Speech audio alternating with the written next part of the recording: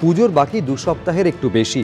অন্যান্য বছর এই সময় কলকাতায় যে ছবিটা দেখা যায়, এবারের পরিস্থিতি তার থেকে অনেকটা আলাদা। কোনো পুজোর 50 বছর, কোথাও আবার 75, কিন্তু এবারটা আর জাঁকজমকের দিকে মন নেই কারুর। অনেকেই আরজিকর কাণ্ডের প্রতিবাদে সরকারের পুজো অনুদান ফিরিয়ে দিয়েছেন। বড় শিল্পী বাদ দিয়ে পাড়ার বাসিন্দারাই হাতে হাত মিলিয়ে থিমের পুজো করছেন। নেতাজিনগর সর্বজনীনের পুজোর এবার 75 বছর। নেতাজিনগর বাস্তুহারা সমিতির উদ্যোগে এই পুজো করা হয়। এই এলাকায় পূর্ববঙ্গ থেকে আসা প্রচুর মানুষ রয়েছেন।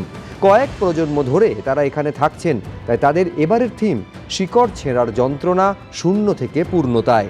মণ্ডপে ফুটিয়ে তোলা হচ্ছে গ্রাম বাংলা। খড়ের চালের বাড়ি, নাট মন্দিরের পাশাপাশি পটচিত্র দিয়ে সাজিয়ে তোলা হচ্ছে মণ্ডপ। আমাদের এবার যে পুজোর থিম, সেই থিম অনুযায়ী পূর্ববঙ্গের মানুষ যে এই সুন্দর যে তাদের স্মৃতিগুলো যে ছেড়ে এসেছে, সেইগুলোই আমরা এখানে তুলে ধরার চেষ্টা করেছি। তারা যে ফেলে এসছে সেই নাট মন্দির, সেই পুজোর মণ্ডপ, সেই পুজোর আয়োজন, সমস্ত কিন্তু এই চিত্রের মাধ্যমে এখানে তুলে ধরা হয়েছে। কোনো শিল্পীকে দিয়ে নয়, পাড়ার বাসিন্দারা নিজেরাই হাতে হাতে ফুটিয়ে তুলছেন থিম।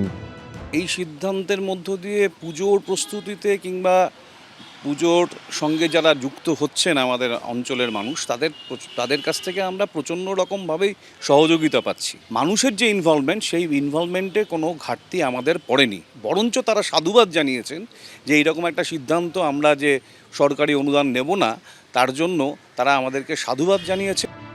বেহালার মধ্যপাড়া আবাহনী ক্লাবের পুজোর এবার 50 বছর। এই পুজোর উদ্যোক্তারাও রাজ্য সরকারের অনুদান ফিরিয়েছেন।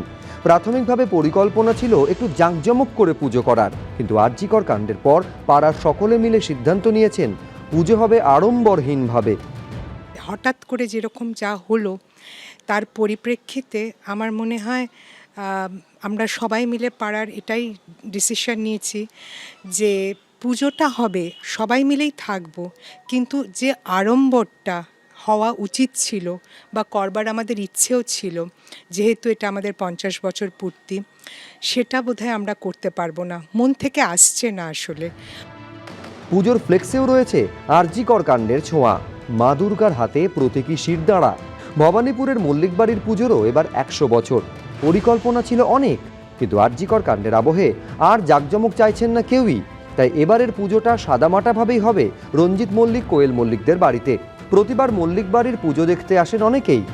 এবারে যেভাবে আমরা ভেবেছিলাম সেলিব্রেট করব, কারণ এই বছরটা সত্যি অন্য বছরের থেকে আলাদা হতো আমাদের, কারণ এটা 100 বছরের আমাদের। তো তাই জন্য আমরা অনেক রকম প্ল্যান করেছিলাম।